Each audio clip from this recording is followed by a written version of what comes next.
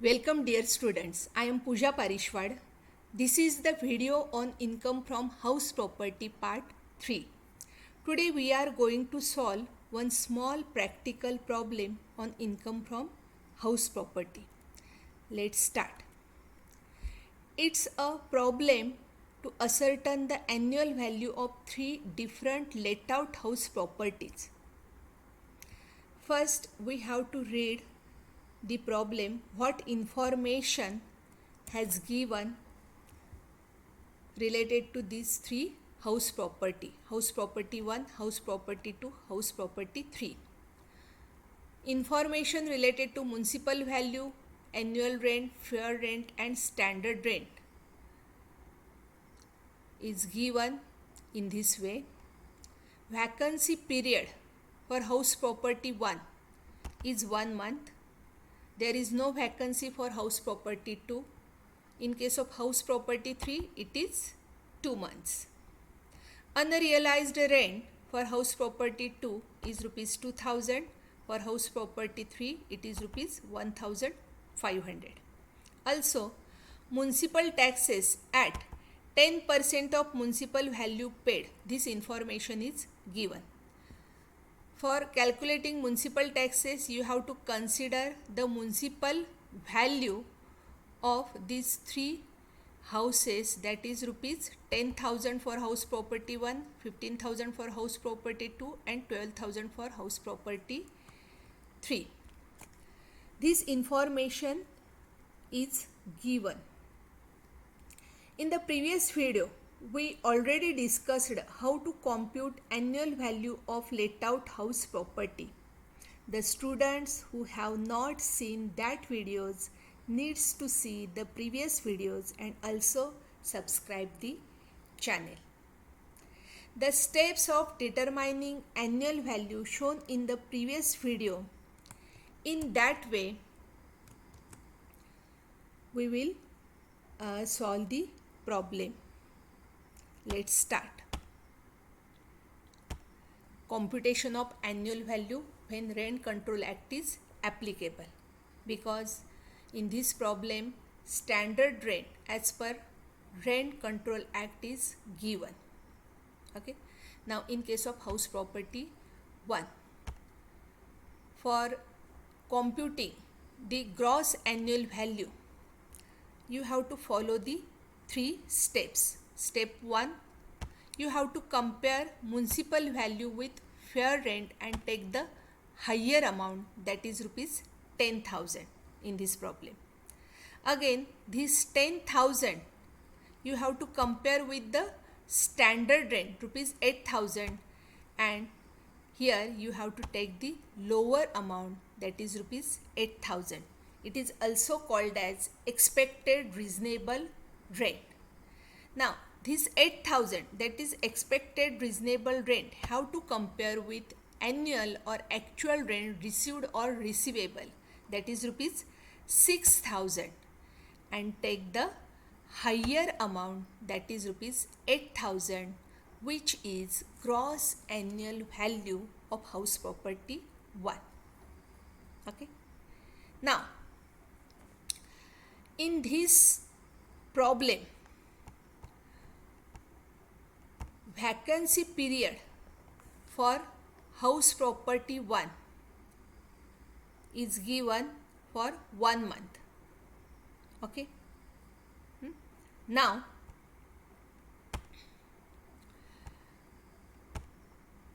if vacancy period is given in the problem, then question is when to deduct the vacancy period rent from gross annual value. In the previous video, I already told you one trick, that when GAV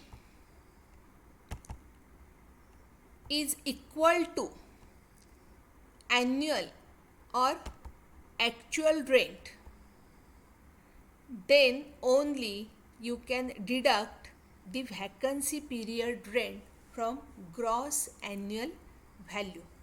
but in this case GAV is rupees 8,000 and annual or actual rent of house property 1 is rupees 6,000. It means it is not equal to GAV. In this case, you cannot deduct the vacancy period rent. Okay, here in this case, you cannot deduct the vacancy period rent. That's why even this house property 1 is vacant for 1 month, but the shortfall is not due to vacancy alone. That's why you cannot deduct the vacancy period rent from gross annual value. That's why adjusted GAV in this problem or in this property is rupees 8,000. Okay. Now, from this GAV, you have to deduct the municipal taxes paid, and it is given at the rate 10% of municipal value. The municipal value of house property 1 is 10,000 and 10% on municipal value is 1,000. Okay, and you have to deduct the 1,000 from gross annual value, then you will get the net annual value, that is rupees 7,000. And for house property 1, the net annual value is rupees 7,000. Is it clear? Do you get it? Do you understand? Okay. These simple steps you have to follow. Now, compute the annual value of house property 2. The same process here also you have to follow. First, you have to determine the gross annual value by applying the 3 steps. First step is you have to compare municipal value with fair rent and take the higher amount. Here it is 25,000. Again, this 25,000 you have to compare with standard rent rupees 20,000 and take the lower amount. Here it is 20,000.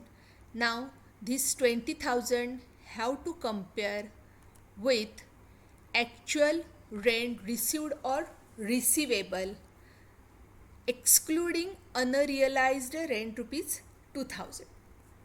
Now see, in this case for house property 2nd, here unrealized rent rupees 2,000 is given and annual rent of house property 2 is rupees 24,000. That's why after excluding unrealized rent from annual rent, here actual rent received or receivable is rupees 22,000, isn't it? Okay, that's why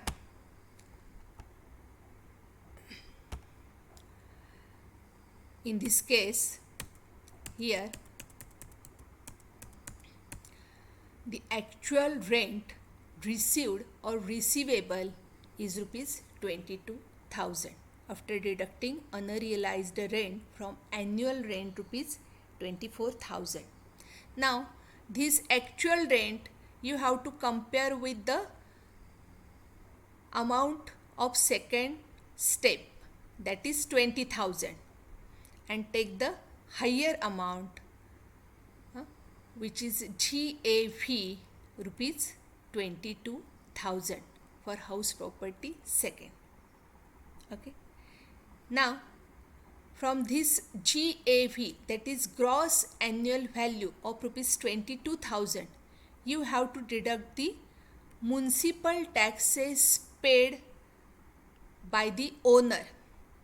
See here, when municipal taxes paid by any other party, in that case it is clear cut given in the problem.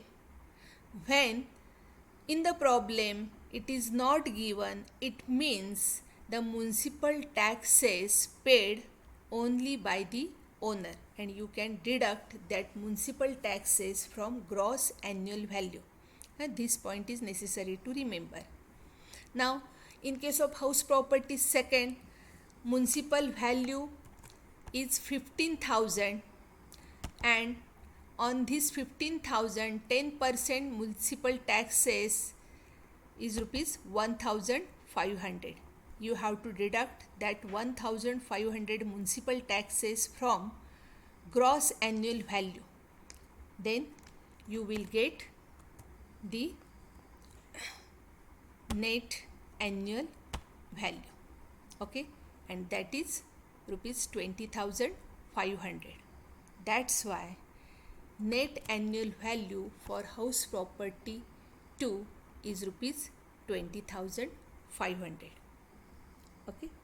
Now see the computation of annual value of house property 3. You have to follow the same process. First determine the gross annual value by comparing municipal value with fair rent and take the higher amount. Here it is 16,000 is the higher amount. Again this 16,000 you have to compare with the standard rent rupees 22,000 and take the lower amount, that is 16,000. This is the amount of step second. Now this 16,000 you have to compare with the annual rent by excluding unrealized rent.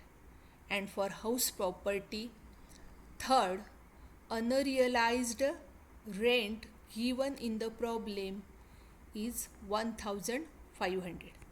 See in the problem what is given. See here, in case of house property 3, unrealized rent is rupees 1,500. Annual rent of house property 3 is 18,000. By excluding unrealized rent 1,500 from 18,000, you will get the 16,500, that is actual rent received or receivable in case of house property 3. Also vacancy period of 2 months are given in case of house property 3. You have to consider that vacancy period rent also. Okay. Now see here, after considering the given information, here you have to compare 16,000 with 16,500, which is actual rent received or receivable after excluding unrealized rent of rupees 1,500 in case of house property second. Okay, then you will get the higher amount 16,500, that is the gross annual value of house property 3.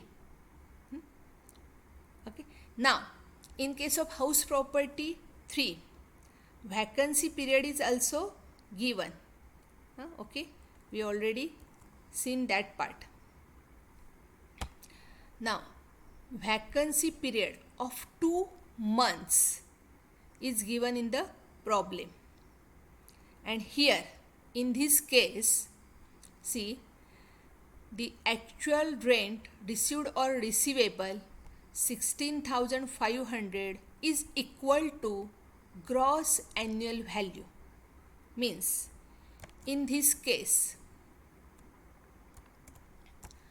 GAV 16,500 is equal to annual or actual rent received or receivable.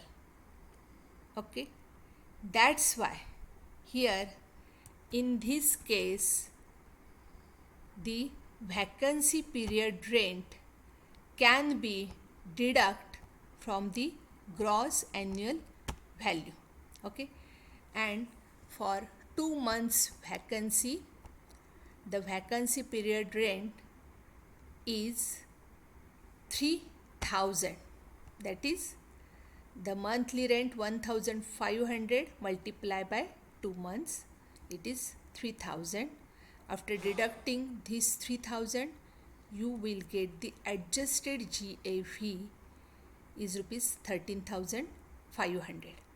Okay, now from this adjusted GAV, again you have to deduct the municipal taxes paid, and it is 10% of municipal value. Municipal value of house property 3 is 12,000. On that 12,000, 10% municipal taxes, that is rupees 1,200. This 1,200 you have to deduct from adjusted GAV, that is 13,500. Then you will get the net annual value rupees 12,300. Okay, this is the simple process of determining the annual value of let out house property. Thank you my dear students. Please subscribe and like the video. Okay.